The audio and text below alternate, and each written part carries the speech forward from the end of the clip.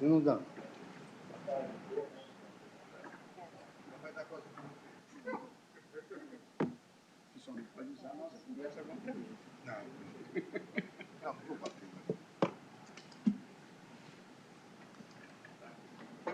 Separados por divisórias de acrílico, ministros no plenário.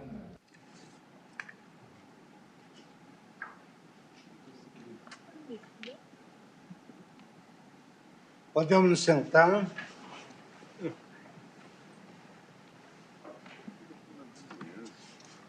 Ministros sentam. Vamos dar início à abertura da 5ª sessão ordinária do plenário do Supremo Tribunal Federal e com uma grata satisfação de Ministro Luiz Fux, presidente do STF. Desejando, evidentemente, muita saúde para o nosso querido amigo e ministro Dias Toffoli, que está se recuperando bem, e faremos essa abertura, como de sempre, com a leitura da ata da sessão anterior. Ata da 5ª sessão extraordinária do plenário do Supremo Tribunal Federal, realizada em 3 de março de 2022.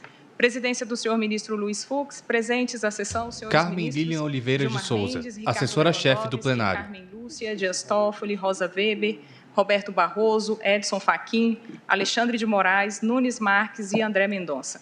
Procurador-Geral da República, doutor Antônio Augusto Brandão de Aras. Abriu-se a sessão às 14h16, sendo lida e aprovada a ata da sessão anterior. Obrigado. Não havendo nenhuma objeção, eu considero a ata aprovada e passo imediatamente ao primeiro processo da pauta, que é a ação direta de inconstitucionalidade 6630, requerente ao Partido Democrático Trabalhista, e a resenha é a seguinte, das sessões antecedentes.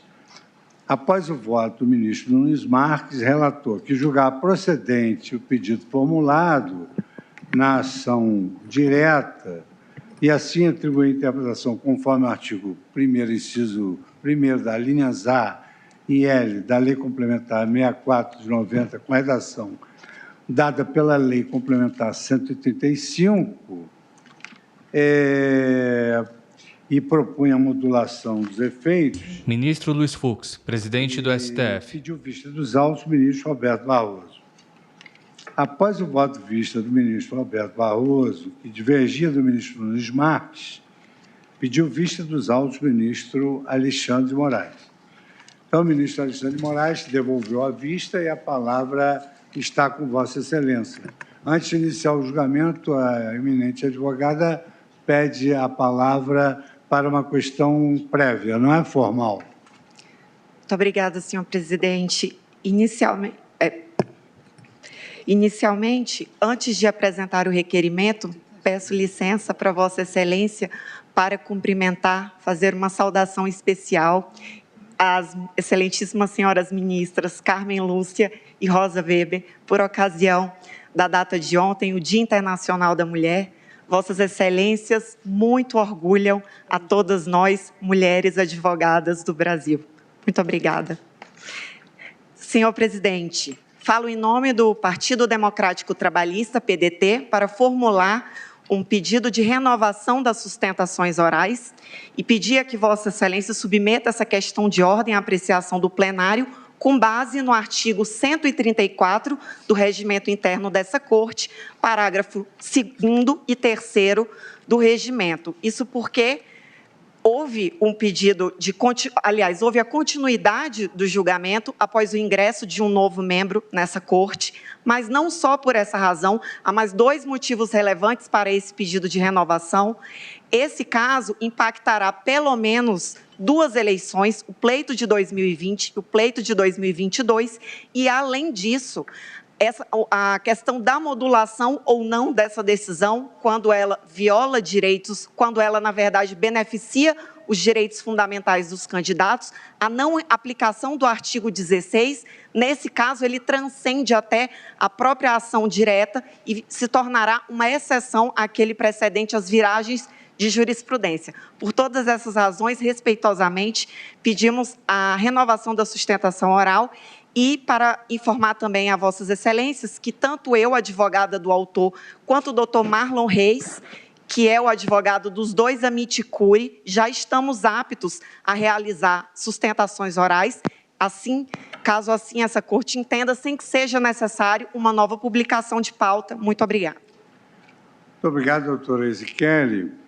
Regimentalmente, o que se prevê é que, quando há um pedido de destaque, o processo volta ao plenário físico. Ministro Luiz Fux, presidente do STF. Sustentação oral nos moldes tradicionais.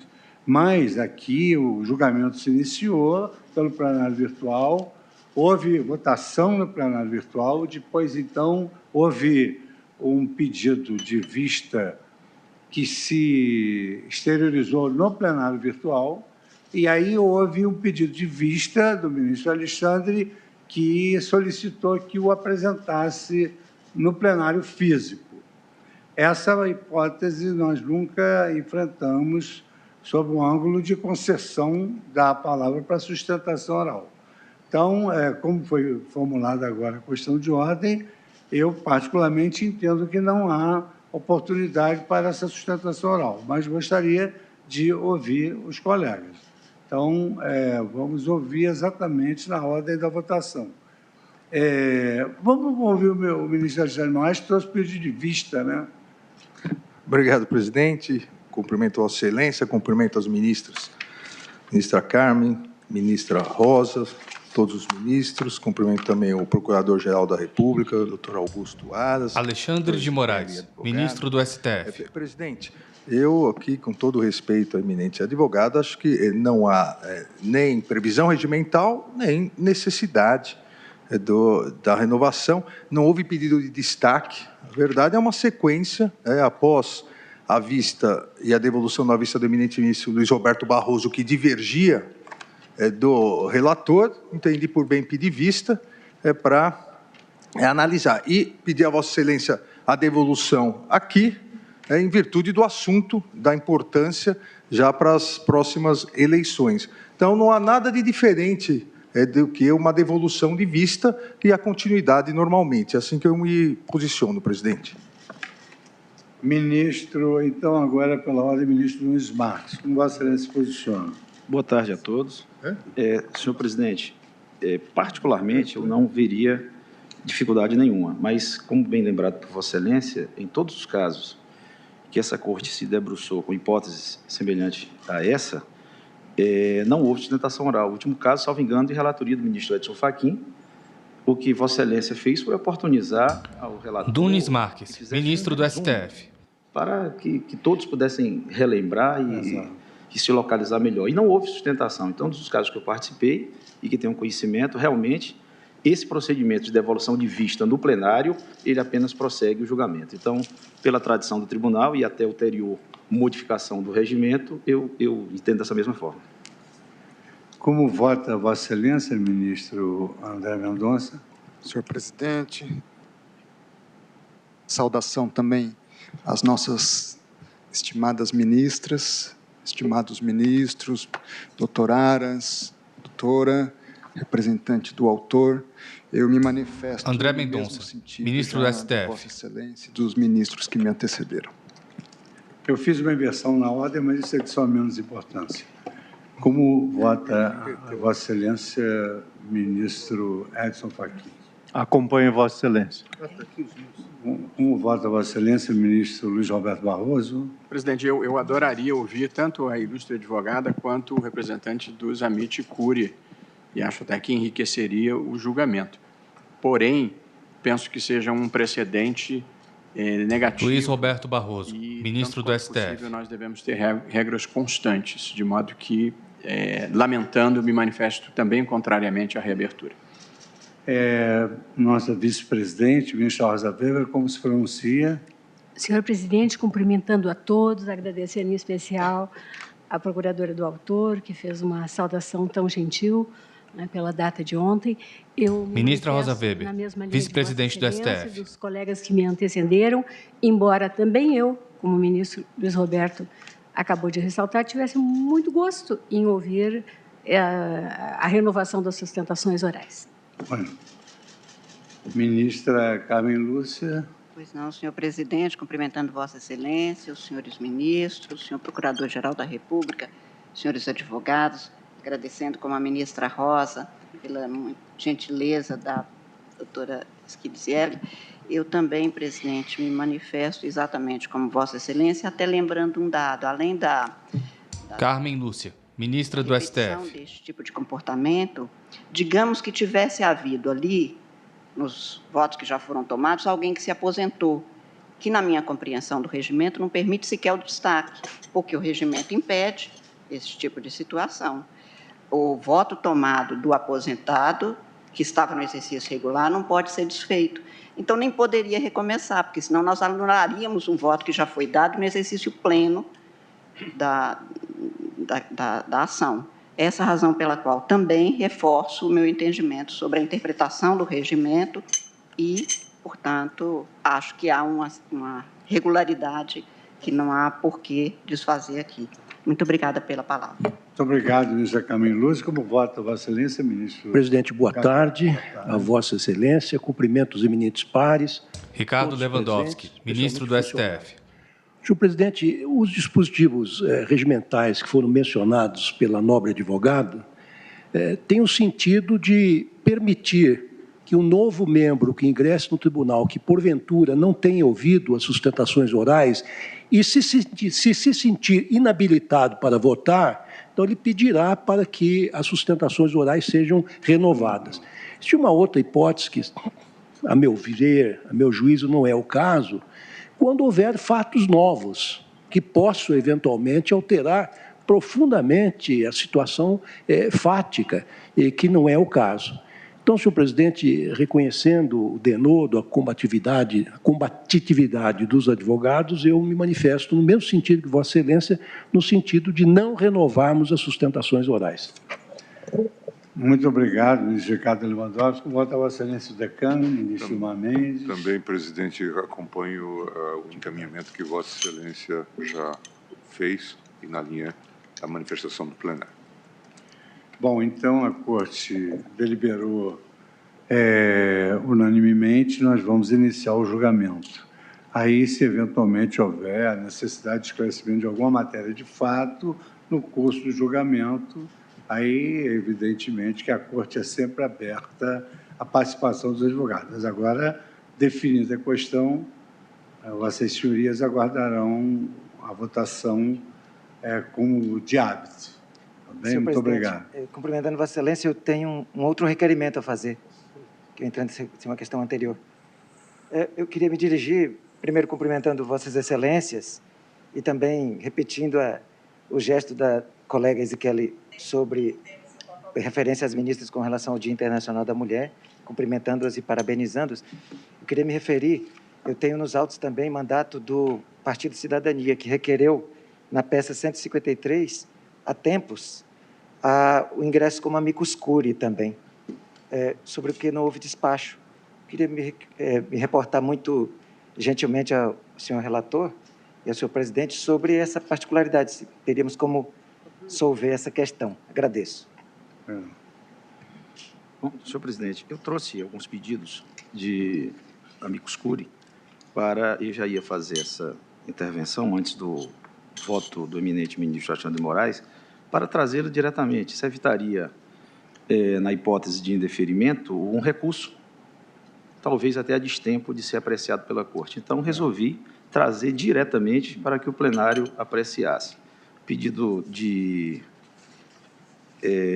intervenção no feito, proposto pelo Partido de Cidadania, alega a relevância do tema e também, na mesma peça, pleiteia a renovação das sustentações orais que acaba de ser indeferida.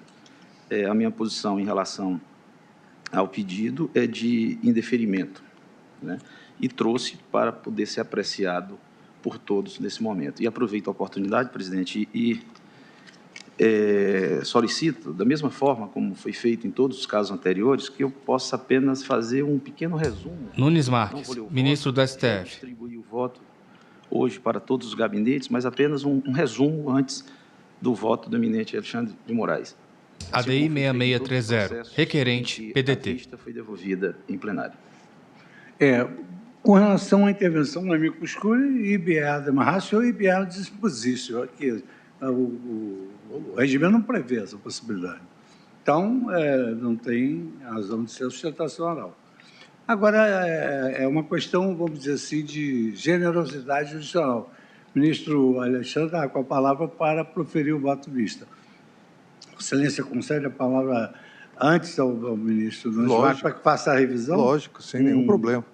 Eu fiz, por favor. Na turma temos feito assim também. Ainda ontem fizemos, ainda na terça-feira fizemos dessa forma. Eu ando com saudade das turmas, mas eu estou sem traquejo para conhecer esses novos hábitos. Mas estou com saudade. Então, o ministro Nunes Marques, Vossa Excelência pode fazer uma síntese para que nós retomemos o julgamento. Renovo os meus cumprimentos a todos os ministros, ao Procurador-Geral da República, os advogados presentes. Não vou tecer nenhum comentário a respeito do conhecimento da ação e faço um breve resumo relacionado ao mérito, né? O escopo dessa ação é expungir do ordenamento jurídico interpretação que assegure aos dispositivos impugnados o indevido alargamento da duração da incapacidade eleitoral do condenado, sob pena de se referendar a criação de verdadeira hipótese de suspensão, por tempo indeterminado, dos direitos políticos, o que, ao meu sentir, agride diversos preceitos da Constituição Federal, bem como da Convenção Americana de Direitos Humanos. Cuida-se, portanto, de solução legislativa arbitrária, introduzida pela Lei Complementar 135 de 2010, ao impor ao condenado o cumprimento de determinado período da pena, após a condenação por órgão colegiado, que não pode ser abatido do período de sua inelegibilidade. Está patente a imprevisibilidade do término do prazo de inelegibilidade, o qual fica sujeito à condição do réu não recorrer da sentença condenatória, bem como de fatores externos à sua vontade, como a interposição de recurso pela acusação ou ainda a mera demora na tramitação e no julgamento da correspondente ação. A teor da dicção dos dispositivos legais atacados está havendo flagrante menoscabo ao princípio mais elementar de toda a pena. Nunes Marques, ministro do STF. Que ela seja certa. Essa a lição contida na conclusão do célebre trabalho de César Beccaria, representante dos movimentos humanistas do século XVIII. O dispositivo impugnado, no ponto que interessa ao julgamento, tem a seguinte redação. Artigo 1º. São inelegíveis. 1. Para qualquer cargo, a linha E.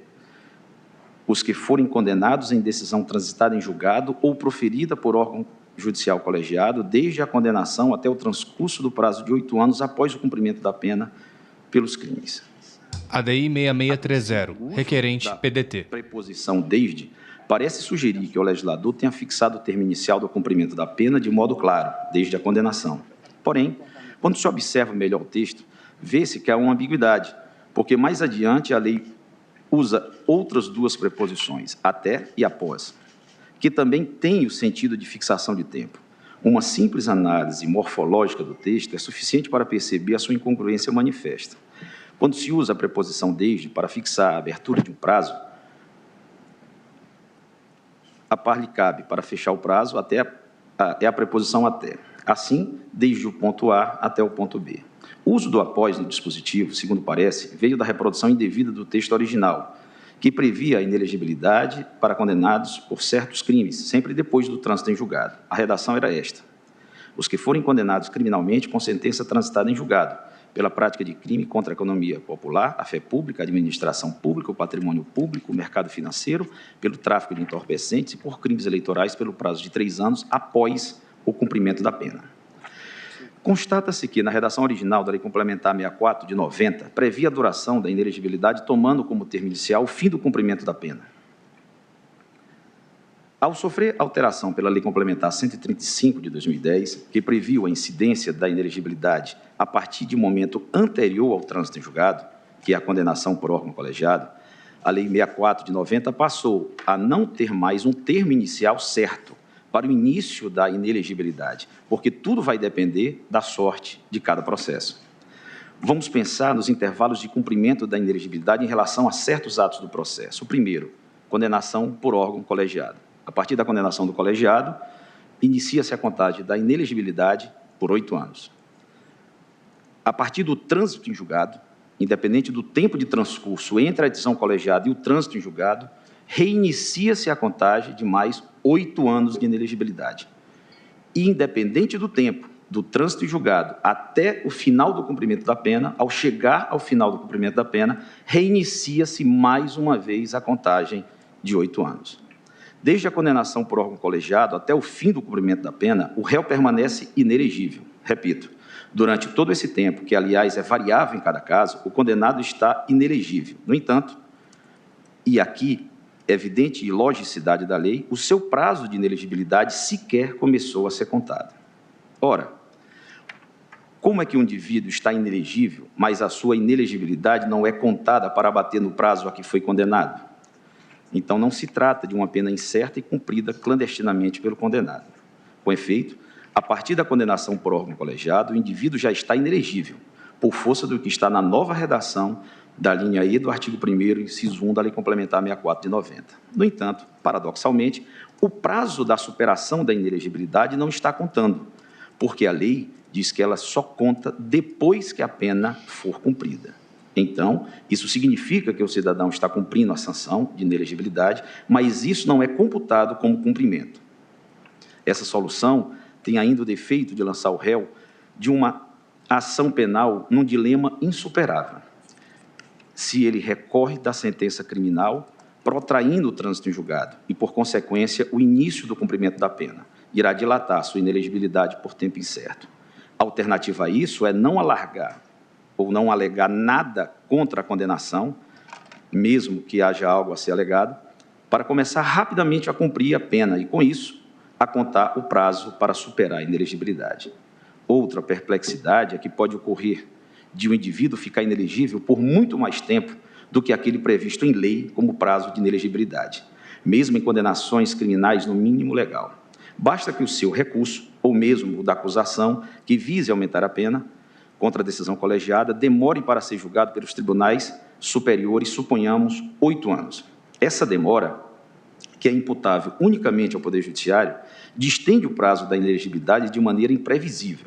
E, se a condenação prevalecer, o indivíduo, já inelegível desde a condenação pelo primeiro órgão colegiado, cumprirá a pena, suponhamos, de 2 anos ou os 8 anos de tramitação do processo após a condenação colegiada, já levaria 10 anos de suspensão de direitos políticos. E só depois começará a contar o prazo de inelegibilidade. O recurso da defesa sempre representa, nesse caso, um alto flagelo do condenado. E o recurso da acusação, por outro lado, sempre implicará aumento da inelegibilidade, mesmo que desprovido. A resposta para todo esse imbróglio é uma só. Tem de se admitir a detração da inelegibilidade cumprida após a condenação por órgão colegiado. Se o condenado por órgão colegiado está inelegível, ele já está, de fato, cumprindo a sanção e, como tal, tem direito de ter esse tempo contado no prazo de inelegibilidade. Apenas assim se pode garantir uma pena certa para o condenado e, simultaneamente, assegurar a eficácia imediata da sanção de inelegibilidade imposta por consequência de condenação por órgão colegiado. Dessa forma, iria se estabelecer um marco único específico para que o início do prazo de 8 anos de inelegibilidade coincida exatamente com o tempo de inelegibilidade cumprido pelo condenado. Inexistência de risco à integridade da assim chamada Lei da Ficha Limpa. Afinal, mesmo que, conforme pretendido pelo autor da ação, a detração eleitoral venha a ser incorporada ao ordenamento jurídico, subsistirá a suspensão dos direitos políticos enquanto durarem os efeitos da condenação penal, conforme expressamente previsto na Constituição Federal, no seu artigo 15, inciso 3. Em face do exposto, senhor presidente, concluo, julgando procedente o pedido, atribuindo interpretação ao artigo 1º, inciso 1, a linha A e L da Lei Complementar 64/90, com a redação dada pela Lei Complementar 135 de 2010, conforme a Constituição, para admitir que, do prazo de inelegibilidade de 8 anos posteriores ao cumprimento da pena, seja deduzido o período de inelegibilidade decorrido entre a condenação por órgão colegiado ou transitado em julgado e o fim do cumprimento da pena criminal, de tal modo que tal inelegibilidade não supere 8 anos desde o início de sua eficácia. Declarar que, em caso de a detração acima referida implicar o fim da inelegibilidade em data anterior ao término do cumprimento da pena criminal, o condenado não fique isento da aplicação da norma suspensiva dos direitos políticos, a que alude o artigo 15, inciso 3 da Constituição. Propõe, ademais, a modulação dos efeitos da presente decisão, de tal maneira que ela seja aplicável apenas aos pedidos de registro de candidatura posteriores ao deferimento da medida liminar na presente ação, 19 de dezembro de 2020, e aos processos de registro de candidatura das eleições de 2020, ainda pendentes de apreciação na data do deferimento da liminar, em qualquer grau de jurisdição, inclusive no âmbito do TSE e do Supremo Tribunal Federal. Julgo prejudicado o agravo interno interposto pela Procuradoria-Geral da República. Esse é o resumo, senhor presidente. Pois não. Muito obrigado, ministro Nunes Marques. Eu agora vou também dar a palavra ao ministro Roberto Barroso, que pretende fazer uma pequena retificação ao voto conferido pela virtual. Aí depois o ministro Luiz Fux, presidente do STF. Estou à disposição, presidente. Foi o que o ministro Barroso me disse. Eu combinei com o ministro Alexandre antes. Aqui é reunião de mineiro, a gente já chega com tudo acertado nos aspectos processuais, porque no mérito, cada um tem a sua convicção e geralmente só manifesta aqui. Presidente, eu primeiro cumprimento o eminente ministro Cássio Nunes Marques, que é o relator e fez um voto profundo e uma reflexão Luiz Roberto Barroso, ministro do STF. Sobre a lei da ficha limpa, mas desde logo eu registro que tem uma posição divergente de Sua Excelência nessa matéria. E eu vou ser muito breve, presidente, até não tinha preparado esse voto, imaginei que fosse começar já com o ministro Alexandre. Mas ADI 6630, requerente, PDT. STF julgação pela qual se discute os prazos de inelegibilidade previstos na chamada Lei da Ficha Limpa.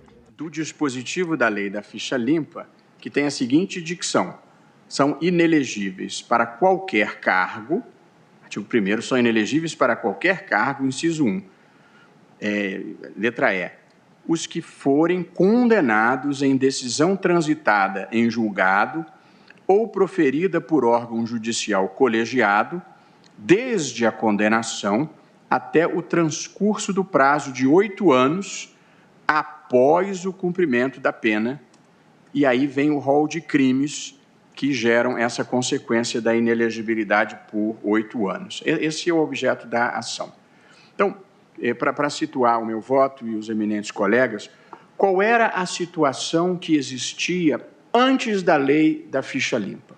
Antes da Lei da Ficha Limpa, vigorava o artigo 15, inciso 3 da Constituição Federal, que previa a suspensão dos direitos políticos em razão da condenação criminal, enquanto durarem os seus efeitos.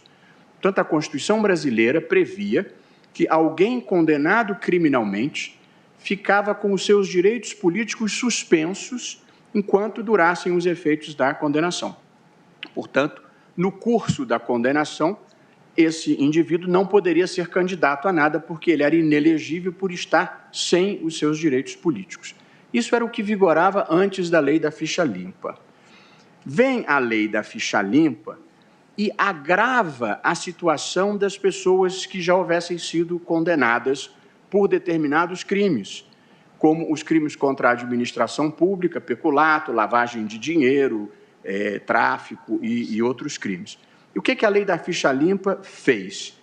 Ela disse que as pessoas condenadas por determinados crimes, além de terem suspensos os seus direitos políticos, nos termos do artigo 15, inciso 3 da Constituição, ainda tinham uma consequência suplementar: ficarem mais 8 anos inelegíveis. Essa foi a inovação da Lei da Ficha Limpa. Além da suspensão dos direitos políticos durante o período da condenação, ainda haveria 8 anos a mais de inelegibilidade.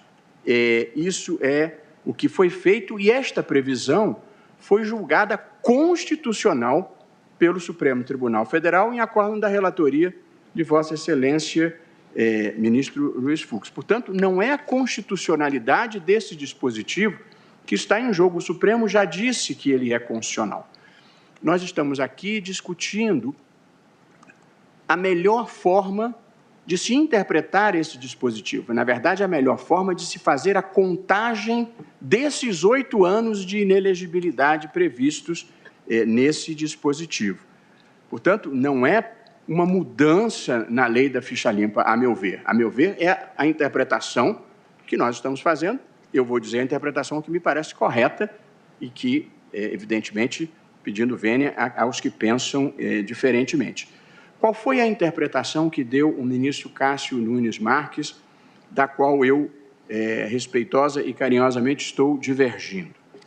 O ministro Cássio Nunes Marques, simplificando a posição dele no seu erudito voto, ele entendeu que o período de 8 anos de inelegibilidade se conta desde o momento da condenação por órgão colegiado ou de trânsito em julgado e atravessa o período da condenação. Portanto, ele entende que os 8 anos de inelegibilidade trazidos pela lei da ficha limpa se contam desde o momento da condenação e não após o cumprimento da pena. Portanto, ele faz absorver no período de suspensão de direitos políticos a inelegibilidade trazida pela lei da ficha limpa. Então, por exemplo, se o indivíduo for condenado a uma pena de 5 anos, tal como eu interpretei o voto do ministro Cássio Nunes Marques, foi condenado por 5 anos. Após o cumprimento da pena de 5 anos, ele ficaria mais 3 anos inelegíveis até completar os 8 anos. Portanto, ele incorpora na contagem do cumprimento da pena os 8 anos que a lei da ficha limpa mandava contar depois, ou pelo menos eu interpreto que mandava contar depois. E eu vejo 2 problemas na tese do ministro Cássio. Primeiro, ele torna a lei da ficha limpa inócua. Na verdade, a posição do ministro Cássio retroage ao direito que vigorava ao tempo do artigo 15, inciso 3 da Constituição. Ou seja, durante a condenação, os direitos políticos ficam suspensos. Só que o que a lei da ficha limpa quis fazer foi acrescentar 8 anos. Portanto, eu acho que não pode incorporar, de modo que, na prática, embora a Sua Excelência não tenha dito isso de forma expressa, eu interpreto que ele esteja declarando a inconstitucionalidade desse dispositivo, porque entende que ele não se aplica. A minha posição, presidente, é diversa. Eu entendo que o que a lei da ficha limpa quis fazer foi, além da suspensão dos direitos políticos, dar mais 8 anos de inelegibilidade. Portanto, se alguém for condenado a 5 anos de prisão, fica com os direitos políticos suspensos por 5 anos e depois fica inelegível por mais 8. É isso que diz a lei e é assim que eu acho que deve ser. O que nós estamos discutindo aqui é exatamente como contar esses 8 anos. Então, no meu voto, eu sustentei o seguinte: a partir do momento da condenação por órgão colegiado, ministro Ricardo Lewandowski, a partir da condenação por órgão colegiado, o indivíduo já fica inelegível, não com os direitos políticos suspensos, porque os direitos políticos só são suspensos depois da condenação definitiva. Portanto, há um intervalo entre a condenação por órgão colegiado e o trânsito em julgado, em que ele não tem os direitos políticos suspensos, mas ele já está inelegível, porque é o que diz a lei. E muitas vezes se passa 1 ano entre a condenação por órgão colegiado e o trânsito em julgado, ou 2 anos, ou 5 anos. Às vezes passa 9 anos, eu já vi casos em que há recurso para o STJ. Portanto, se nós não computarmos o prazo que vai da decisão do órgão colegiado até o trânsito em julgado ou até o início do cumprimento da pena, esse cidadão ficaria com a sua inelegibilidade contada da seguinte forma: os 9 anos entre a condenação por órgão colegiado e o trânsito em julgado, os 5 anos da sua pena e mais os 8 anos da lei da ficha limpa. Eu não acho que essa tenha sido a intenção do legislador e acho que há uma desproporcionalidade aqui. De modo que a minha proposta é manter o sentido da lei da ficha limpa, no sentido de que, além do cumprimento da pena, somam-se 8 anos, mas eu entendo que este período em que ele ficou inelegível entre a condenação por órgão colegiado e o trânsito em julgado, ou o início do cumprimento da pena, porque às vezes passa algum tempo entre o trânsito julgado e o início do cumprimento da pena. Então, um dos reajustes que eu fiz no meu voto foi, em vez de dizer trânsito em julgado, colocar início do cumprimento da pena, desde que o retardamento não tenha sido dado pelo próprio condenado, por fuga ou qualquer outra consequência. Então, a minha proposta é de interpretar a lei conforme a Constituição, entendendo que este é o sentido real da lei, para dizer que o período de inelegibilidade entre a condenação por órgão colegiado e o início do cumprimento da pena são deduzidos dos 8 anos ao final. De forma que, vamos supor que tenham passado 2 anos entre a condenação por órgão colegiado e o início do cumprimento da pena. Então, ele ficou inelegível esses 2 anos, ele continuará inelegível pelos 5 anos que ele cumprir a pena, só que depois, em vez de mais 8, seriam mais 6, porque ele 2 anos já ficou inelegível anteriormente. Eu vou repetir, porque são muitos números, mas no fundo é simples. Dos 8 anos que ele ficaria inelegível, por força da lei da ficha limpa, desconta-se ou detrata-se os 2 anos que ele ficou inelegível entre a condenação por órgão colegiado e o início do cumprimento da pena. Eu interpreto isso não como uma mudança na interpretação da lei da ficha limpa, mas como uma interpretação correta da intenção do legislador. Porque, como disse, e nós bem sabemos disso, nós que também somos juízes criminais, muitas vezes um processo chega ao Supremo sem ter transitado em julgado 5 anos depois, 6 anos depois. Então, se nós não fizermos essa detração que eu estou propondo, nós vamos ter que somar os 6 anos da condenação até o trânsito em julgado, depois os 5 anos da condenação propriamente dita e depois os 8 anos da lei da ficha limpa. Eu acho que há uma desproporção nessa interpretação. Acho que nós devemos ser rigorosos, mas não injustos, e acho que isso produziria um resultado injusto. Esse tema foi ventilado realmente no julgamento originário, e a interpretação é que não teria prevalecido essa linha de entendimento, que era do voto de Vossa Excelência. Eu não tenho absoluta certeza de que tenha sido efetivamente debatido e concluído nesse sentido, embora haja menção a isso. Mas vamos admitir que tenha sido. Eu acho que, quando nós temos uma ação declaratória de inconstitucionalidade e uma norma é declarada inconstitucional, ela sai do sistema jurídico e não é possível revisitar aquela matéria. Saiu do sistema, não tem como voltar. Mas quando o Supremo Tribunal Federal considera, num determinado julgamento, uma lei constitucional, isso não impede que, em julgamento futuro, tendo havido uma mudança na realidade fática ou na própria percepção do direito, quando não numa mudança normativa, que o Supremo possa revisitar essa posição. Eu preciso dizer que eu já escrevi isso em sede doutrinária, vou pedir licença para ler uma pequena passagem, e acho que é o entendimento que já foi firmado também no próprio Supremo, embora possa ter havido alguma discrepância. Portanto, escrevi eu aqui, no meu controle de constitucionalidade. Nada obstante, como já se estudou detidamente em capítulo anterior, a decisão que por maioria absoluta venha a considerar constitucional a norma apreciada, como a que julga procedente a ação declaratória ou improcedente a ação direta de inconstitucionalidade, portanto, exatamente o nosso caso, não impede que mais adiante se venha a impugnar, em controle por via principal, concentrado e abstrato, sua validade.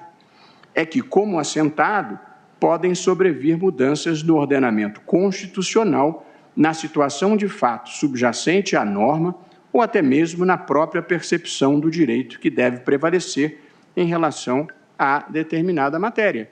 E um exemplo que eu daria, há 30 anos atrás, a ideia de que o princípio da igualdade acolhesse uniões de pessoas do mesmo sexo talvez fosse impensável. E poderia, eventualmente, uma norma que dissesse casamento só pode ser entre homem e mulher, que ela fosse considerada constitucional. E, ao longo do tempo, a percepção desse fenômeno se transmudou e, portanto, o que antes era considerado constitucional passa a ser considerado inconstitucional. Portanto, é apenas uma questão, na minha visão, de interpretação evolutiva. E concluo eu, por essa razão, não preclui para o próprio Supremo Tribunal Federal a possibilidade de voltar a se manifestar sobre a matéria, se assim alvitrar, e aí transcrevo um voto relevante do ministro Carlos Mário Veloso no mesmo sentido que eu acabo de expor. Portanto, mesmo que se entenda que a matéria já tenha sido debatida, eu acho que não é vedada a revisita a essa matéria, sobretudo porque, levando em conta essas contas que eu fiz, eu acho que nós podemos produzir um resultado muito... Se alguém for condenado a uma pena de 1 ano e o processo levar 6 anos em tramitação, como infelizmente acontece, se nós não fizermos... Luiz Roberto Barroso, ministro do STF. Essa pessoa ficaria inelegível. Os 6 anos entre a condenação por órgão colegiado e o início do cumprimento da pena, depois 1 ano de cumprimento da pena e depois mais ADI 6630, 8 anos. requerente PDT. STF julgação pela qual se discute os prazos de inelegibilidade previstos na chamada Lei da Ficha Limpa. A solução mais justa nem me parece ter sido a vontade do legislador. Por essa razão, presidente, eu pedi todas as vênias ao ministro Cássio Nunes Marques por entender que a interpretação que Sua Excelência deu ignora o propósito da Lei da Ficha Limpa e entendo, no entanto, que o propósito da Lei da Ficha Limpa se harmoniza com este sentido que eu estou procurando dar. A inelegibilidade é de 8 anos e pode ter sido fragmentada em 2 anos entre a condenação por órgão colegiado e o início do cumprimento da pena e mais 6 anos, por exemplo, depois. Por essa razão, o meu dispositivo, presidente, no meu voto, e aqui concluo, é o seguinte.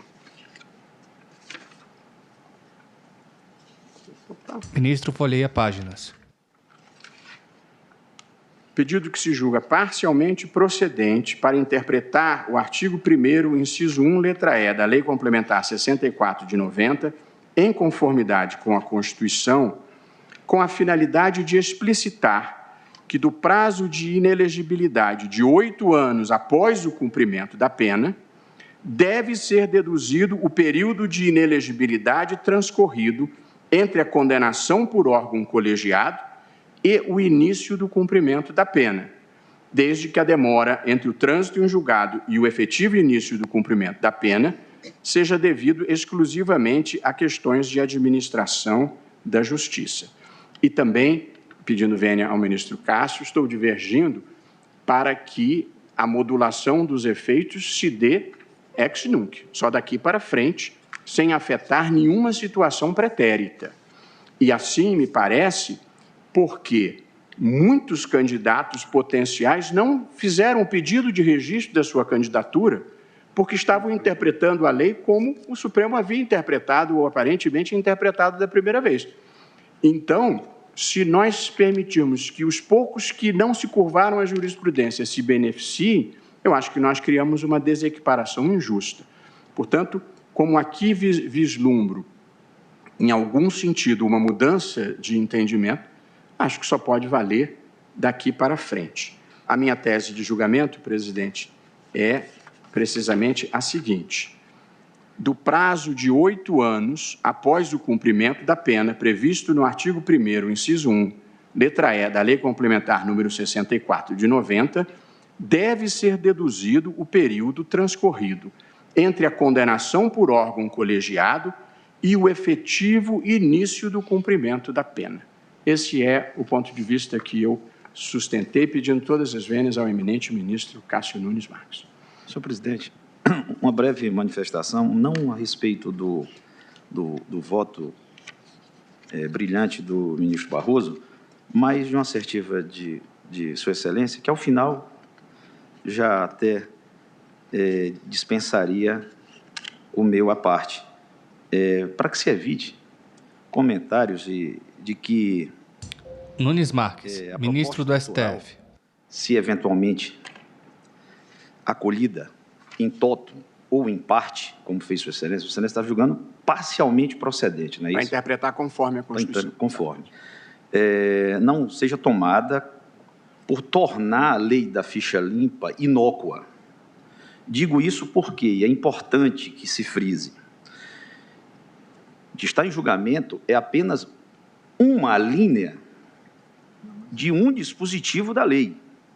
Não é a lei da ficha limpa, é apenas uma linha.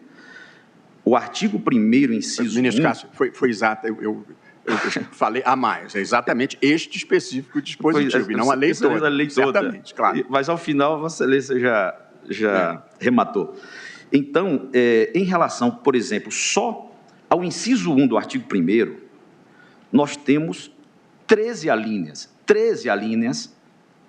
que tratam da inelegibilidade. A simples observância de que nós temos 13 alíneas que tratam de inelegibilidade, e todas elas, absolutamente todas elas, com a fixação de prazo certo e indicação de marco inicial da contagem de 8 anos certo.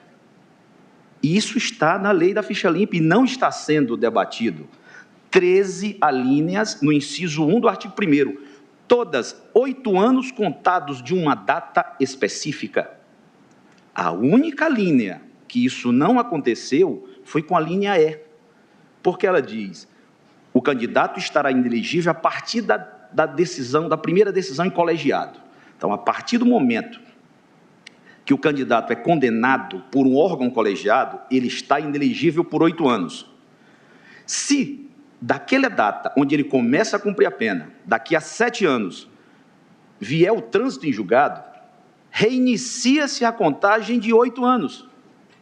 Se depois do trânsito em julgado e ele ainda não cumpriu a pena, perdurar mais 7 anos, e aí já se vão 14, a partir do momento em que ele cumpre a pena, ele estará condenado por mais 8 anos. É só fazer uma conta. 7 anos, mais 7 e mais 8.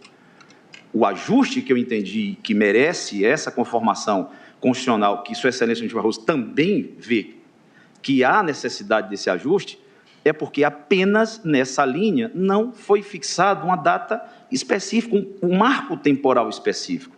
Todas as outras hipóteses,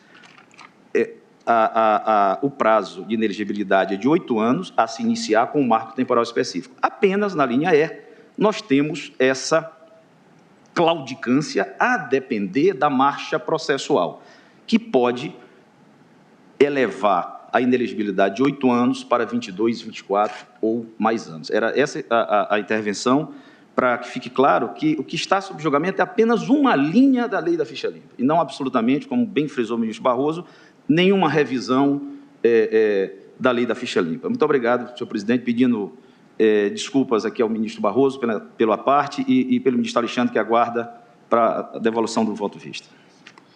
Então, o ministro Alexandre de Moraes tem a palavra.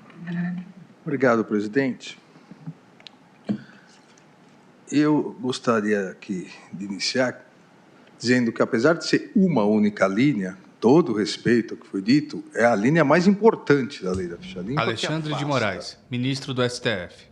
Da vida política, criminosos condenados por crimes graves com trânsito em julgado. Então, na verdade, ADI 6630, requerente PDT. STF julgação pela qual se discute os prazos de inelegibilidade previstos na chamada Lei da Ficha Limpa. E do Congresso Nacional. Por 2 observações que faço. Primeiro, ela não inventou o mecanismo. Antes, havia alguns crimes e, após o cumprimento da pena, a inelegibilidade por 3 anos. Esse mecanismo é antigo, desde 1990, a Lei Complementar 64. E nunca se discutiu a compensação, porque, e vou entrar no meu voto, uma coisa é suspensão dos direitos políticos, artigo 15, inciso 3º. Outra coisa, inelegibilidade prevista pelo parágrafo 9º do artigo 14. O que fez o Congresso Nacional a partir da Lei de Iniciativa Popular?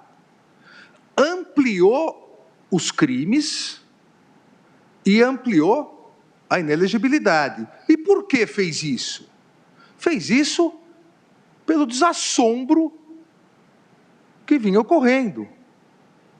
Inúmeros políticos condenados e logo voltavam imediatamente a ocupar os cargos.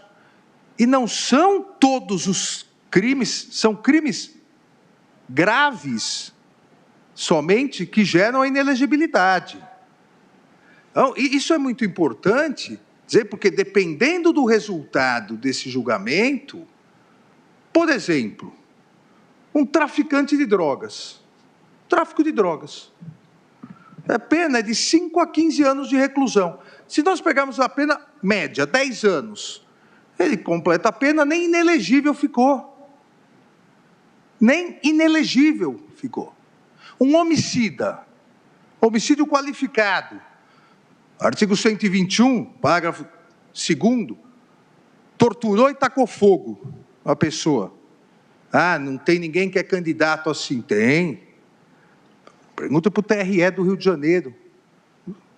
Vários milicianos que tentaram ser candidatos. Pena, 12 a 30 anos. Que ele pega a pena mínima, 12 anos. Completou a pena, nem inelegível está. Ah, mas é muito tempo. Não cometa o crime. Não cometa o crime. A ideia da lei da ficha limpa foi exatamente expurgar da política, por mais tempo que for possível, que seja possível, criminosos graves. Ah, mas radicalizou, homicídio qualificado, tráfico de drogas. Então vamos pegar crime contra a administração pública. Cometeu um peculato, artigo 312, pena de 2 a 12, e depois deu a tradicional lavadinha no dinheiro, lavagem de dinheiro, pena de 3 a 10 anos. Se pegar a pena mínima, a média em cada um, vai pegar 6 com 5, 11, também não está inelegível, cumpre a pena. Ou seja, a lei da ficha limpa veio por iniciativa popular para ampliar o afastamento de criminosos graves, seja contra a vida, seja contra a administração pública. Ampliar o afastamento desses criminosos condenados com trânsito em julgado da vida pública e, dependendo do resultado do julgamento, o que nós teremos é simplesmente, para esses crimes, afastar totalmente a inelegibilidade, porque vai ser absorvida numa detração que precisa de previsão legal, ao meu ver, com todo o respeito às posições em contrário. Mas citei aqui alguns crimes para verificar exatamente que, dependendo do resultado, nós acabamos com a inelegibilidade, que tem um pressuposto absolutamente diverso da suspensão dos direitos políticos do artigo 15, inciso 3º. Ah, então porque o legislador, se quis ser tão rigoroso, não previu que nunca mais pode ser candidato? Porque o substrato constitucional dessa inelegibilidade é o parágrafo 9º do artigo 14, que prevê não só a criação da inelegibilidade, mas o prazo de sua duração. O legislador só pode criar inelegibilidades relativas, com prazo. Absolutas só as previstas na Constituição. Então, é algo extremamente sério, e aqui cumprimento Vossa Excelência, presidente, por trazer realmente esse julgamento antes das eleições, para que pelo menos nós possamos definir se vamos manter o entendimento que vem sendo do Supremo Tribunal Federal, do Tribunal Superior Eleitoral, o entendimento rigoroso do afastamento de criminosos da vida pública por mais tempo possível, ou se vamos por outras outros posicionamentos, permitir que eles voltem. Que voltem, bem antes do tempo, para a vida pública. Presidente, eu começo... Já comecei, né? Mas eu continuo... Retoma. Fosse concluir. Eu continuo aqui e vou, por questão de ordem, pedir para Vossa Excelência destacar o julgamento do não conhecimento dessa ação direta de inconstitucionalidade. Com todas as vênias ao que defendeu com brilho o eminente ministro Luiz Roberto Barroso, nós sabemos que a nossa jurisdição constitucional, a jurisdição constitucional brasileira, tem diferenças em relação, como ocorre em todos os países, em relação a outras jurisdições constitucionais, como Portugal, Áustria, Alemanha. No Brasil, se introduziu, e o ministro Gilmar Mendes foi um dos autores intelectuais da lei, se introduziu o caráter dúplice em todas as ações ligadas a controle concentrado. Vale dizer, chegou no Supremo, se, por maioria absoluta, o Supremo decidiu de um lado ou do outro, a questão está definida. Se a ação direta pede a inconstitucionalidade e o Supremo declara, definiu. Agora, se o Supremo julga improcedente, por maioria absoluta, também definiu. O que não ocorre em Portugal, por exemplo. Aqui é muito claro, no Brasil, porque os mesmos efeitos são dados à procedência da ação ou à improcedência. Efeitos erga omnes, efeitos vinculantes. Por que isso é importante? Porque esse caráter dúplice que veio no artigo 23 da Lei 9868, e foi importantíssimo, porque antes, todos nós nos recordamos, antes, se o Supremo julgasse improcedente uma ação direta, ou seja, 11-0, essa lei é constitucional, improcedência, ninguém precisava cumprir.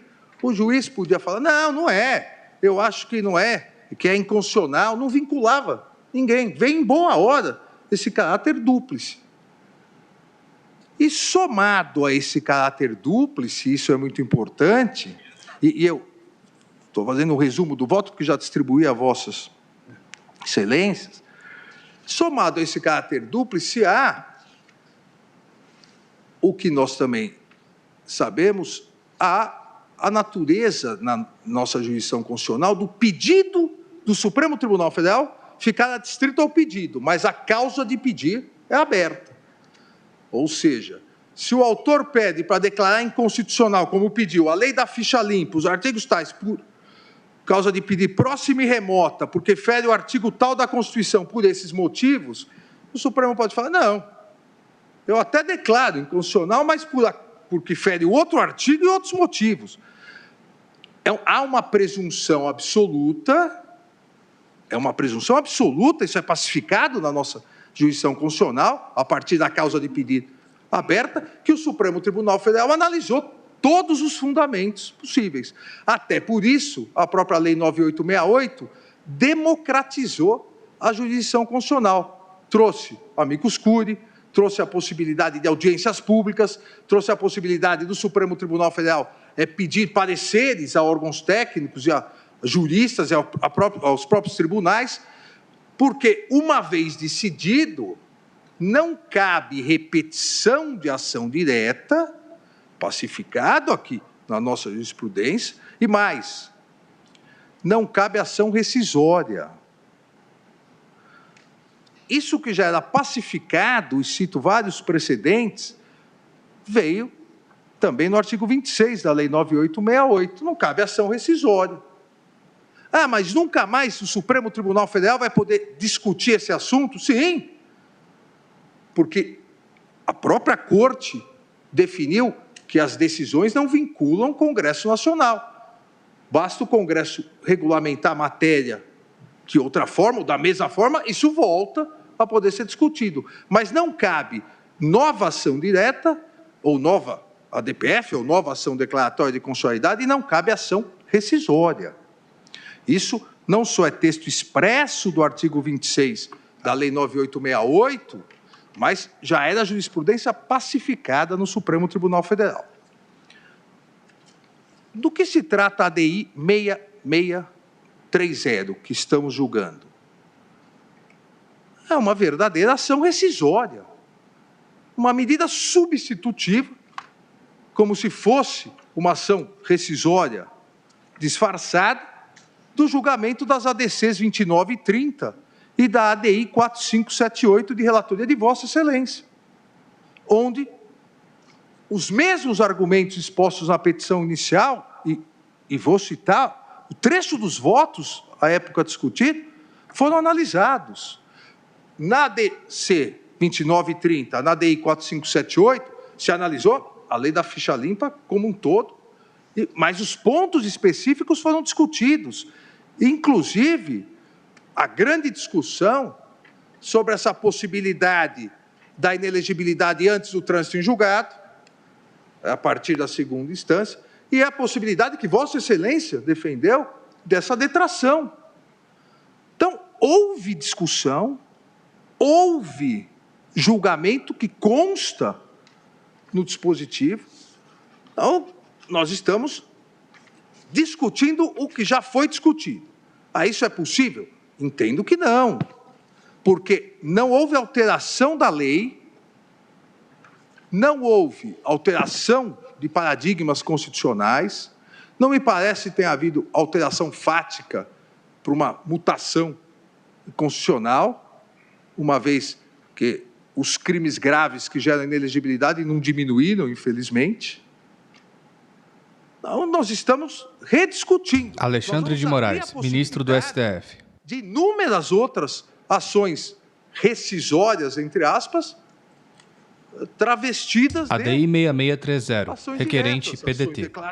STF julgação pela qual se discute os prazos de inelegibilidade previstos na chamada Lei da Ficha Limpa. Nessa ação direta, estão totalmente abrangidos, foram discutidos e mais, foram votados. Não foi en passant, foram votados naquela oportunidade. E a Corte, em maioria, foi uma votação majoritária, foi 6-5. Eu, à época, não fazia parte da Corte, mas foi 6-5, então foi uma votação apertada, para demonstrar realmente a discussão da questão. A Corte afirmou a constitucionalidade do tratamento mais rigoroso, que foi uma opção do legislador em relação ao regime de inelegibilidade. Entendeu válida, viável, justificável e mais, entendeu, constitucional a imposição dessas novas hipóteses de inelegibilidade com prazos mais longos, de forma efetiva, já a partir da condenação por órgão colegiado e depois do término da pena. O tema discutido na presente ADI, na 6630, constou, inclusive, no dispositivo. O julgamento foi sendo suspenso e constava tanto na ata, na descrição e depois no dispositivo. Nós podemos, obviamente, a maioria aqui pode decidir, que nós vamos começar a aceitar a possibilidade de novas ações diretas, como ações rescisórias, quando não foi declarado inconstitucional, só constitucional. Mas será um avanço, uma alteração, porque essa tese alusiva à detração do prazo de inelegibilidade entre segunda condenação de segundo grau e início do cumprimento da pena, descontar da inelegibilidade após o cumprimento da pena, foi expressamente, ministro bebe copo d'água, apreciada pela Corte. Começou consignada no voto de Vossa Excelência, presidente, que é do ministro relator. Vossa Excelência foi acompanhado pelos ministros Dias Toffoli, Gilmar Mendes, Celso de Mello e César Peluso. E se formou a maioria com os votos do ministro Joaquim Barbosa, Rosa Weber, Carmen Lúcia, Ricardo Lewandowski, Aires Brito e Marco Aurélio. Constou, inclusive, no item 13 da ementa do julgamento. Foi debatido, discutido, votado e constou. Eu transcrevo aqui a emenda, o item 13 e acho importante a leitura. Ação direta de inconstitucionalidade, cujo pedido se julga improcedente. Ações declaratórias, cujo pedido se julgam procedentes mediante a declaração de constitucionalidade das hipóteses de inelegibilidade instituídas pelas alíneas do artigo 1º, inciso 1º da Lei Complementar 64/90, introduzidos pela Lei Complementar número 135/10, vírgula. Vencido o relator em parte mínima, naquilo em que, em interpretação conforme a Constituição, admitia a subtração no prazo de 8 anos de inelegibilidade posteriores ao cumprimento da pena, do prazo de inelegibilidade decorrido entre a condenação e o seu trânsito em julgado. É o pedido. É o mesmo pedido. Isso consta expressamente no item 13 da ementa. E não só, presidente, consta na ementa, mas já constava desde a proclamação parcial do resultado de julgamento na sentada do dia 1º de dezembro de 2011, quando o julgamento foi interrompido por um pedido de vista do voto do eminente ministro Joaquim Barbosa. Então, na sentada do dia 1º de dezembro, já constava, após o voto do senhor ministro Luiz Fux, que julgava parcialmente procedente a ação declaratória nos termos do voto, a hora reajustado, apenas para dar interpretação conforme a linha E, inciso 1º do artigo 1º da Lei Complementar 64/90. Então, já constou na ementa, Vossa Excelência, como foi vencido nessa mínima parte, manteve a relatoria e a redatoria, fez questão de constar essa parte. Depois, do dia 15 de fevereiro, em outra sentada, consta novamente, e no dia 16 de fevereiro, novamente. E os debates ocorreram em relação especificamente ao que estamos tratando nessa DI 6630.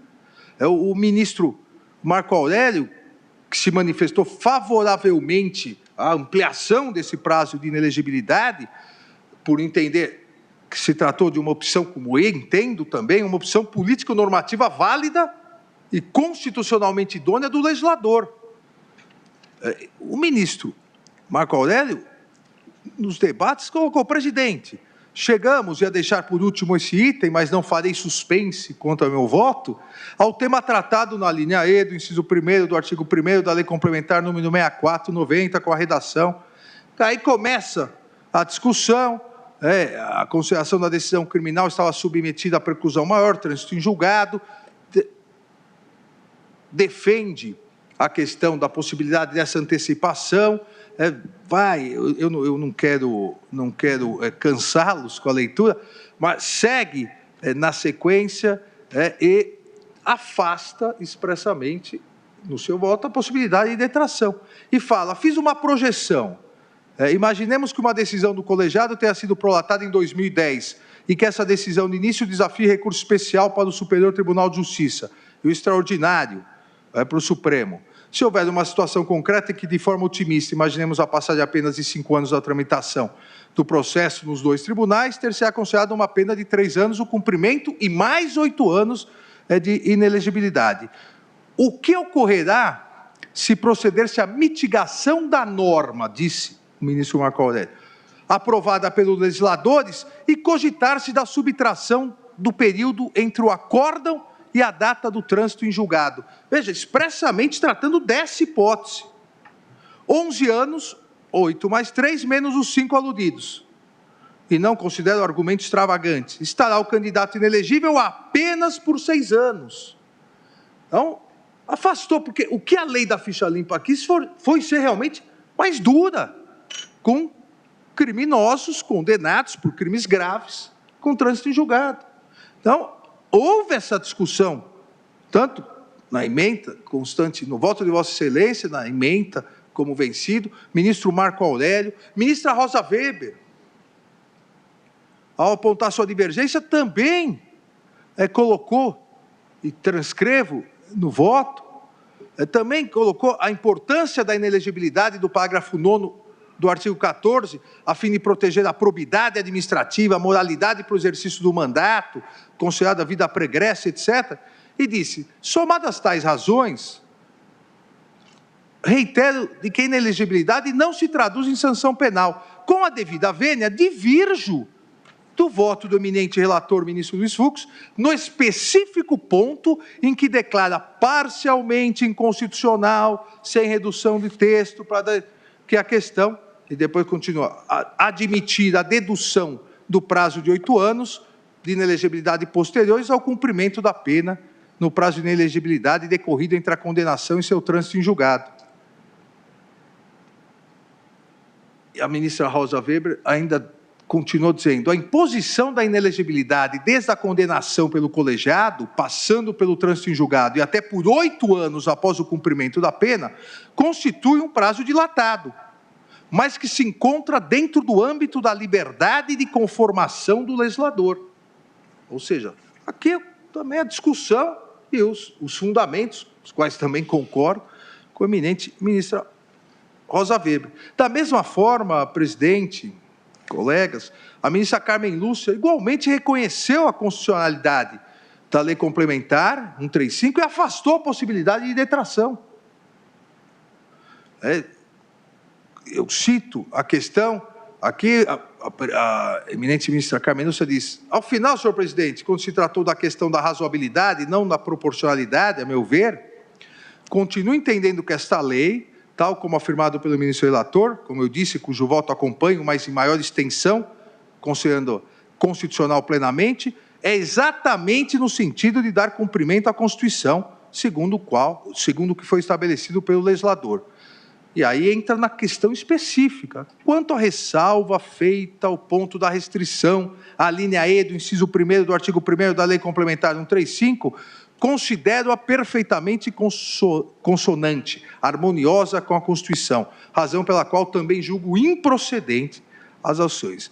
E continua dizendo: a ausência de condição de elegibilidade decorrente da suspensão dos direitos políticos que atinge penalmente o réu definitivamente condenado, impedindo-o de votar e ser votado, perdura pelo mesmo prazo da pena, enquanto a inelegibilidade decorre dessa condenação, que é exatamente o outro ponto da presente ação 6630. Os dois pontos foram tratados, discutidos, constam nos votos dos eminentes ministros que participaram. Aqueles que o acompanharam, o ministro Dias Toffoli e o ministro Gilmar Mendes, acompanhando a Vossa Excelência, também, obviamente, fundamentando nos mesmos fundamentos de Vossa Excelência. Então, presidente, diversamente do que foi afirmado, a meu ver, na petição inicial, a Corte efetivamente deliberou sobre a constitucionalidade do artigo 1º, inciso 1º, letra E, da Lei Complementar 64. Não só isso, mas os dois pontos específicos trazidos, entendendo, por maioria de 6-5, constitucional a fluência integral do prazo de 8 anos após o cumprimento da pena, por integrar um projeto normativo, a Lei da Ficha Limpa, editado com o propósito realmente de endurecer. Podemos concordar ou não, mas dentro das opções, ao meu ver, razoáveis de política legislativa do Congresso Nacional. E opção política legislativa para garantir a efetividade das normas que tutelam e promovem a moralidade administrativa, a idoneidade... Alexandre de Moraes, ministro do STF. ...processos eleitorais. A Corte... Não é que a Corte simplesmente... ADI 6630, requerente PDT. STF julgação pela qual se discute os prazos de inelegibilidade previstos na chamada Lei da Ficha Limpa. De um lado, que é a suspensão dos direitos políticos, do outro lado, que é a inelegibilidade, e permitindo a contagem da inelegibilidade inicial a partir de decisão do 2º grau e que esse prazo não seria descontado dos 8 anos. Então, presidente, a partir disso, a partir dessa decisão, maioria absoluta declarando a constitucionalidade dessas duas hipóteses que hoje voltam a ser discutidas, houve efeitos erga omnes e vinculantes, tanto que o Tribunal Superior Eleitoral, e cito aqui inúmeras decisões, o Tribunal Superior Eleitoral passou a aplicar exatamente o que decidido pelo Supremo Tribunal Federal. os TREs, o que decidido pelo pelo Supremo Tribunal Federal, assim como todos os demais juízes eleitorais. Portanto, presidente, entendo incabível a repetição desse julgamento, da proposta, dos 2 pontos propostos na apresentação direta, porque entendo que se assemelha-se integralmente a uma ação rescisória, simplesmente se está pedindo para o Supremo rever o que debateu e, por 6-5, decidiu de forma específica, volto a dizer, constando, inclusive, no item 13 da ementa de Vossa Excelência. Nesses termos, presidente, eu voto, inicialmente, por isso que destaquei, no sentido do não conhecimento da apresentação direta de inconstitucionalidade por ser um sucedâneo de ação rescisória não permitida pelo artigo 26 da Lei 9896. Assim que voto, presidente. Eu vou colher os votos, mas acho importante esse destaque que o ministro Alexandre fez, porque a própria previsão da lei que regula a ação... Ministro Luiz Fux, presidente do STF. A ação rescisória é transmitir segurança jurídica nessas questões de controle de constitucionalidade, porque as leis têm presunção de constitucionalidade. A partir do momento que o Supremo Tribunal Federal define no controle abstrato a conformidade da lei à Constituição ou a desconformidade, eu acho que essa matéria fica solucionada. É uma questão de transmitir segurança jurídica. E eu até quero aqui me valer até de uma velha lição do professor Barbosa Moreira, que foi um querido professor meu e do ministro Luiz Roberto Barroso, que assentava, só não muda de opinião quem já morreu. Então, depois que eu tive a experiência no TSE, eu verifiquei, eu peço até Vêneda, eu estou me adiantando assim nesse debate, mas só para abrir os trabalhos, eu, depois que participei da experiência do TSE, eu realmente verifiquei que a ratio legis e a voluntas legis foi exatamente a mesma. Foi exacerbar para que, em primeiro lugar, não voltasse ao poder, ao exercício do poder, aquelas pessoas que cometeram uma versação em relação à coisa pública. E, em segundo lugar, houve um pequeno temor de que isso pudesse parecer uma cassação de direitos políticos. Daí, a lei estabeleceu penas, dentro dessa conformação do legislador, penas longas. Mas, na verdade, também não era cassação de direitos políticos, porque a ratio da Constituição, que veda a cassação de direitos políticos, é para se opor a atos arbitrários e legítimos que ocorreram no país no passado. Agora, é claro que o legislador constituinte tem todo o direito de estabelecer um prazo bem longo de interdição do exercício de direitos políticos, pessoas condenadas por crime de corrupção contra a administração, quer dizer, o corrupto na administração pública tem o direito, depois, de voltar ao exercício da administração da coisa pública. Então, eu achei importantíssimo que a Vossa Excelência destaca essa preliminar, porque se, digamos assim, esse precedente é acolhido, nós vamos poder de rever uma série de declarações de constitucionalidade, às vezes até por conveniência. Então, eu li com muito vagar esse destaque que Vossa Excelência fez em relação à admissibilidade da ação. Vossa Excelência menciona o voto de todos, inclusive o meu, que fui vencido, mas não tenho nenhum problema de, com humildade judicial, reconhecer que hoje estou convencido do ponto de vista contrário, mas realmente essa é uma questão muito relevante para a Corte sobre, digamos assim, a estabilidade e a imutabilidade das suas decisões no controle de constitucionalidade. Matéria de fato, doutora Michele. Matéria de fato, eminentemente de fato, Excelência. 2 esclarecimentos. Em razão do voto proferido pelo ministro, excelentíssimo ministro Alexandre de Moraes, quando Sua Excelência menciona sobre a extrapolação dos limites do pedido, nesse caso, informo que as folhas 31 da petição inicial consta o pedido feito exatamente no sentido que deferida a liminar pelo excelentíssimo ministro relator. O segundo esclarecimento é que o próprio Congresso Nacional, ao tomar conhecimento dessa desproporcionalidade, com base na liminar proferida pelo ministro Nunes Marques, já aprovou no novo Código Eleitoral, aprovado na Câmara dos Deputados, a alteração dessa desproporcionalidade na lei. Muito obrigada. Agora, também é importante esclarecer... O Congresso não aprovou nada ainda. Não aprovou nada. Não, tanto que o Senado Federal brecou.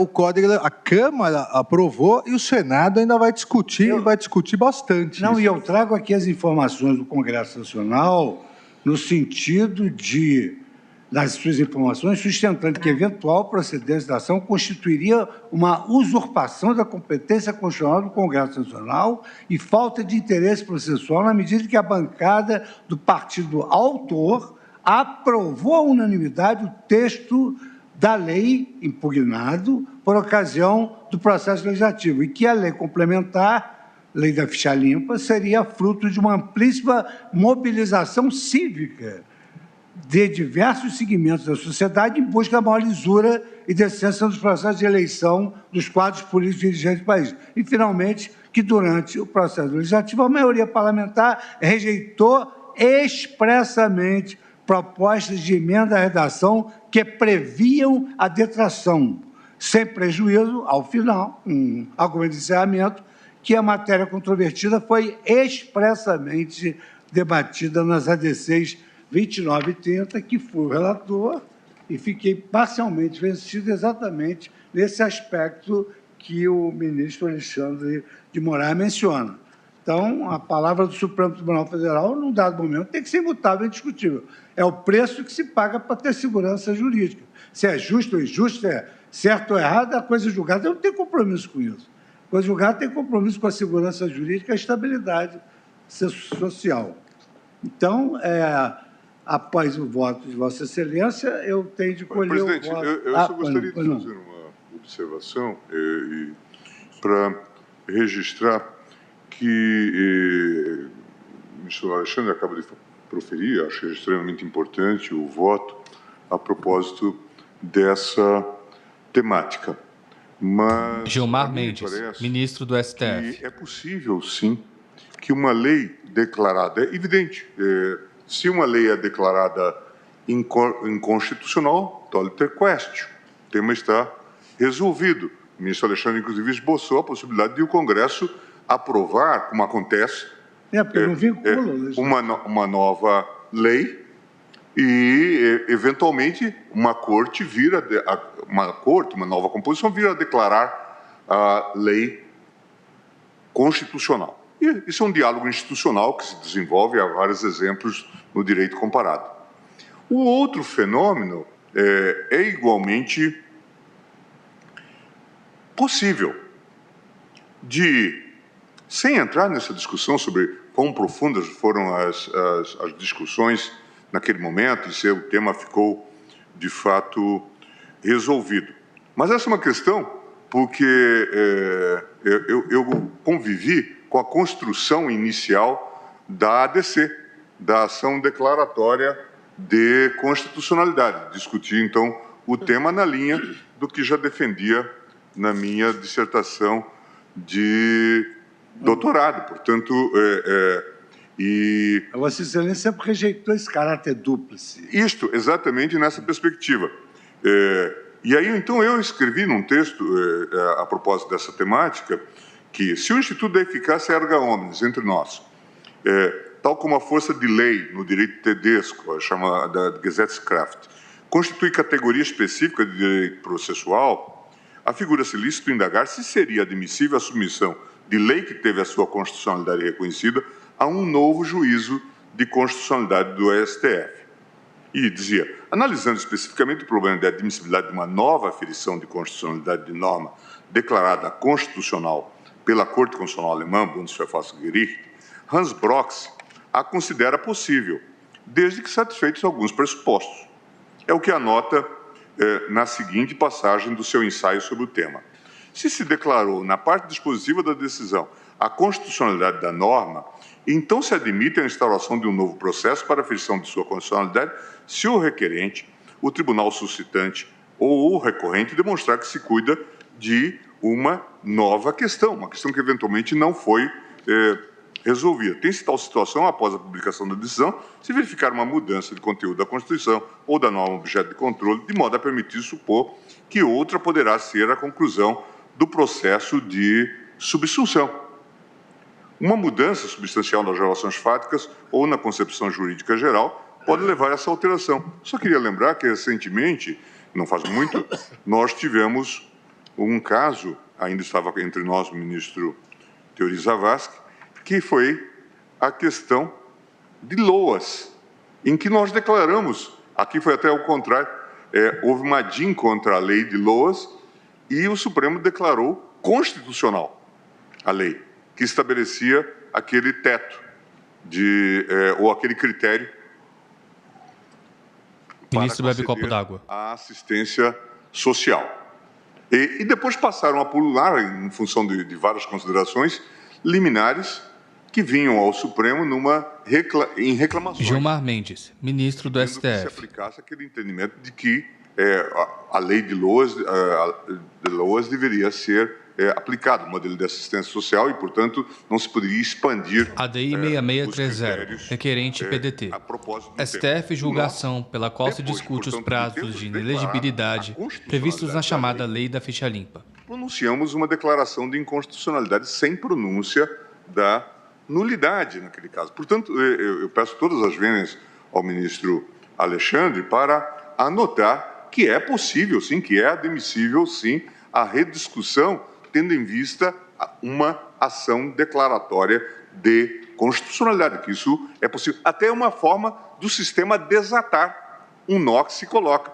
Do contrário, os autores alemães até dizem assim, isso não seria sequer Gesetzeskraft, força de lei, já seria uma decisão com Verfassungskraft, força de Constituição. E isso, a esse ponto não se pode chegar. Quer dizer, se de fato se tem incongruências e impasses, e depois no debate isso poderá vir, se se tem incongruências e impasses. Eu me lembro, por exemplo, do voto da ministra Rosa Weber, em que ela dizia que, em casos concretos, isso se pode verificar. E aqui a gente verificou pelas considerações feitas pelo ministro Barroso, pelo ministro Nunes Marques, que há incongruências que se colocam, e que Vossa Excelência tinha apontado também no seu voto, né, desde aquela época. Então, é possível, sim, que haja essa possibilidade de revisão. De certa forma, é isso que se coloca. Em resumo, termino como iniciei. Declarando a inconstitucionalidade de uma lei, nós não temos como, de fato, não cabe rescisória, não cabe rediscutir. Quer dizer, a solução será uma solução político-jurídica, como sabemos. Muitas vezes o Congresso vai aprovar uma nova lei e, muitas vezes, num texto semelhante, será declarado agora constitucional, não é? Agora, declarada a constitucionalidade de uma lei, pode ocorrer que ela venha a ser declarada inconstitucional num dado momento. Isso é possível, portanto, gostaria de fazer esse registro. Permite, ministro Gilmar. Isso é interessante porque, primeiro, acaba com o caráter dúplice que não existe na Alemanha. E, segundo, será mais interessante ainda porque, imagine todos os Alexandre de Moraes, ministro do STF. Colegitimados que entraram com ações diretas e perderam. As ações foram improcedentes. Vão entrar tudo de novo, então. Podem ingressar. E nós vamos ficar na insegurança jurídica. Vossa Excelência concorda que todos poderiam entrar. Não estou dizendo... E nós vamos assim por diante. Nós podemos avaliar que nem sequer se cogita de reprocessar. Teria que haver um fundamento, uma discussão que à época já houve. Agora, o problema se coloca, sobretudo, nas ações declaratórias de constitucionalidade, né, cujas decisões, como sabemos, eficácia vinculante, né, eficácia erga omnes e efeito vinculante. Né? O argumento ad terrorem não me impressiona nesse caso, né, certamente, mas é necessário, me parece. E o modelo Gilmar Mendes, ministro do STF. Exatamente o caráter dúplice. A Gesetzeskraft tanto vale para o juízo de procedência como de improcedência. Portanto, o modelo é idêntico. Então, a mim me parece que, até como desate para eventuais impasses, é de se admitir, sim, e eu não estou me pronunciando agora sobre o mérito, é de se admitir essa a possibilidade. Suspende. Para debater esse tema. Esse tema tem uma densidade importante. Ministro Luiz Fux, presidente do STF. De precedente muito importante para a Corte, porque desde o nascedouro, a primeira vez a lei foi declarada inconstitucional porque não respeitava a anualidade, mas o TSE travou ali uma luta bem grande naquela época, a presidência de Vossa Excelência, não foi, ministro Gondor? Então, realmente, já na época se alegava que havia um exagero, lei de iniciativa popular mal feita, mas dura lex, sed lex. Então, era o que prevalecia. Essa questão eu acho que até a questão de mérito, ela chega a ter menos importância do que essa questão da admissibilidade de uma ação declaratória de inconstitucionalidade depois do Supremo declarar a lei constitucional num sistema em que só não vincula a decisão legislativa, mas o judiciário e a administração pública ficam vinculados. Eu acho que essa matéria merece que nós tenhamos essa oportunidade, cada um expor com mais devagar, não no limite das audiências do intervalo. Então, eu vou suspender por 30 minutos, vou fazer as minhas audiências. Hoje marquei presencial, não sei se os senhores também têm audiências, porque o presencial nós estamos atendendo os advogados, né? E aí voltamos e vamos debater esse tema de extrema importância para a nossa Corte. Tá? Então, eu suspendo a sessão pelo tempo regimental de 30 minutos.